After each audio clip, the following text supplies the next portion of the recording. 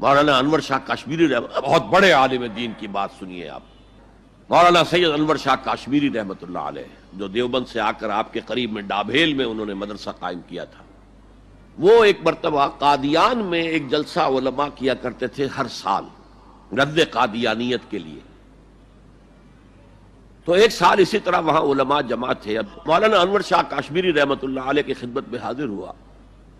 بیہقی وقت کہلاتے ہیں انور شاہ کاشمیری، جیسے امام بیہقی تھے، محدث اور فقیہ دونوں اعتبارات سے بلند. لیکن میں کہہ نہیں سکتا اس پر کتنے رنج اور صدمے کا اظہار کروں کہ مجدد وقت شیخ الہند رحمۃ اللہ علیہ اور بیہقی وقت مولانا انور شاہ کاشمیری رحمۃ اللہ علیہ. میں آپ کو بتاؤں کہ میرے جد امجد حضرت پیر میر علی شاہ دیوبندیوں کے بہت بڑے عالم مولانا انور شاہ کشمیری علیہ رحمت ایک مرتبہ گولڈا شریف آئے تو میرے جد امجد پیر میر علی شاہ صاحب رحمت اللہ علیہ بہت احترام سے ان کو پیش آئے. ان کے ساتھ واپس چلے تو پیر صاحب تانگے تک نیچے ان کو چھوڑنے کے لیے آئے. پیر صاحب ہیں جو ویسرائے ہند کے بلانے پر دلی نہیں گئے. بڑے تاجدار اور رئیس اور بڑے بڑے نواب ان کے جوتوں میں بیٹھتے تھے. انور شاہ کشمیری وہاں آئے تو پیر صاحب انہیں تانگے تک نیچے اڈے میں پہنچانے کے لیے آئے. واریاں یہی تھی تانگے وغیرہ. تو جب تک ان کا تانگا چلا نہیں آپ کھڑے رہے. کو پتہ نہیں تھا کہ وہ دیوبندی ہیں، پکے دیوبندی ہیں. تعلق تھا کہ مولانا انور شاہ کاشمیری محدث دیوبند حضرت پیر میر علی شاہ صاحب رحمۃ اللہ علیہ سے ملنے کے لیے تشریف لائے.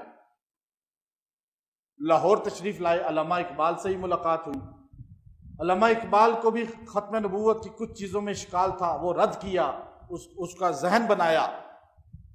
اس کے بعد اپنے عقیدت مندوں سے کہا کہ میں پیر میر علی گولڑوی کو ملنا چاہتا ہوں. دارالعلوم دیوبند کا شیخ الحدیث ہے، جو اتنا بڑا شیخ الحدیث ہے کہ جب وہ درس بخاری دے رہا تھا، مصر کا شیخ الحدیث جامعہ ازہر کا مفتی رشید رضا تفسیر المناظر جن دیوبند میں آئے تو انور شاہ کشمیری حدیث بخاری کا بخاری کھولے ہوئے درس بخاری دے رہے تھے.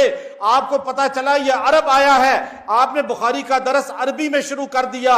آپ کا بخاری کا درس 1.5 گھنٹہ جاری رہا. آپ بخاری کے پورے درس کے اندر علمی نکتے بیان کرتے رہے. اس نے کہا میں نے پورے برے صغیر کا دورہ کیا ہے، میں مصر سے آیا ہوں، مصر کے اندر بھی ایسا عالم نہیں دیکھا، ہندوستان کے اندر بھی ایسا عالم نہیں دیکھا. اگر میں آج کہوں کہ ابن حجر زندہ ہے اور انور شاہ کی شکل میں تو میں حانس نہیں ہوں گا، میں جھوٹا نہیں ہوں گا، کیونکہ میں نے ابن حجر کو نہیں دیکھا جو حافظ بخاری تھا، حافظ مسلم تھا، حافظ ترمذی تھا.